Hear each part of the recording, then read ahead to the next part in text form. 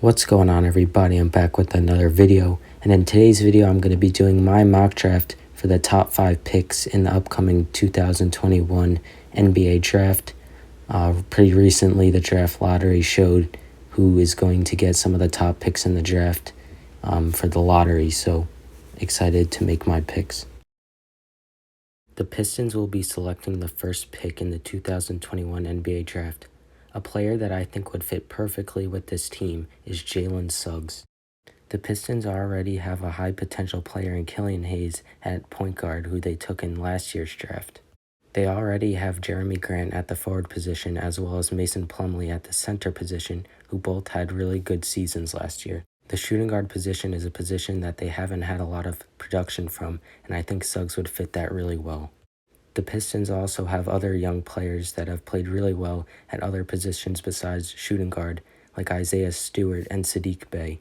Some may argue that Cade Cunningham should be an undisputed pick for the first overall pick taken by the Pistons, but I believe Jalen Suggs fits this team the best rather than just taking the best available player.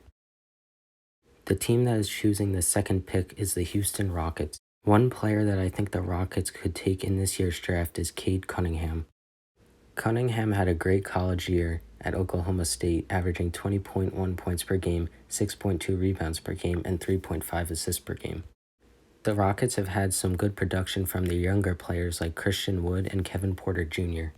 Although the Rockets have John Wall, he is getting towards the end of his career, and Cade Cunningham could fit their role at the point guard position.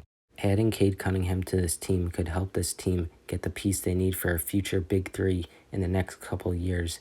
If KPJ, Cade Cunningham, and Christian Wood all develop, I think that all three of them would play really well together and get the Rockets back into a playoff run. The team that will be selecting the third pick in this year's draft is the Cleveland Cavaliers. A player I think that would fit really well with this team is Jonathan Kuminga. The Cavs already are set at their point and shooting guard positions, having players like Darius Garland and Colin Sexton who have performed very well in their first few seasons with the Cavaliers. The Cavs also acquired Jarrett Allen in a trade last year that put them set for a while at the center position if they choose to keep him. I believe that Kuminga can fit their forward position that is missing. Although they did take Isaac Okoro last year, he is still developing and didn't have the best rookie year. For now, I think that Okoro would be well off the bench as he develops, and that Kuminga could fit well into a starting lineup role at small forward and have a good veteran leadership from Kevin Love if he stays. The team selecting the fourth pick in this year's draft is the Toronto Raptors. A player that I think would fit well with this team for their future is Jalen Green. Jalen Green chose a different pathway than most NBA players who went to college, and he went to the G League Ignite team in the NBA's G League instead for 1 year last year before entering this year's draft. Green got to play 15 games in the G League bubble this past year where he averaged 17.9 points per game, 4.1 rebounds per game, and 2.8 assists per game, and got well over 30 minutes per game. With the Raptors' backcourt currently looking like Kyle Lowry and Fred VanVleet, I think that Lowry could be traded this year as he is also towards the end of his career similar to John Wall, and I think that Fred VanVleet could move to point guard and that Jalen Green could play shooting guard for the Raptors. Although Pascal Siakam did not have a good year last year, he is already an NBA champion and is already an all-star. Selecting Jalen Green would allow for guys like Gary Trent Jr., who they recently acquired last year in a trade, to have off the bench and maybe even put OG Anunoby at small forward and have Chris Boucher play center to complete their starting lineup. The Raptors had an off year last year, one of the main factors being that they did not have any home games in Toronto and had to play in Tampa the whole year for all their home games. I do think that Jalen Green being added to this team's lineup would make them a playoff contender once again. The fifth pick in the upcoming draft will be selected by the Orlando Magic. A player that I think would fit really well with this team is Evan Mobley. After the Magic traded away their franchise player in Nikola Vucevic, they are now looking for a new center. Although they do have Mo Bamba, who they took in the lottery a couple of years ago, and also have Wendell Carter Jr., who they acquired in a trade, I do think that Evan Mobley would fit this team better than those two players for the center position.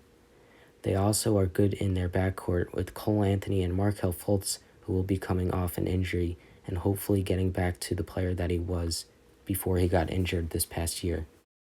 The Magic should also be getting back forward Jonathan Isaac, who suffered an ACL injury. Mobley was averaging 16.4 points per game, 8.7 rebounds per game, 2.4 assists per game, and a whopping 2.9 blocks per game in his college year last year. With the Magic center position right now not looking too good, I think that Mobley could fit this team very well and give them what they thought they could get out of Mo Bamba when they took him in the 2017 NBA draft.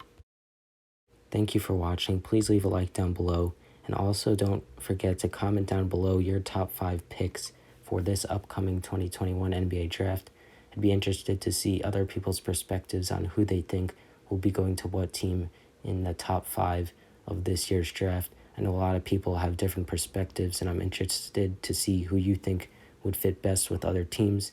Please know that the picks that I have in this video are according to what I think would be the best fit for each team and with what position and production from those positions that these teams don't have right now.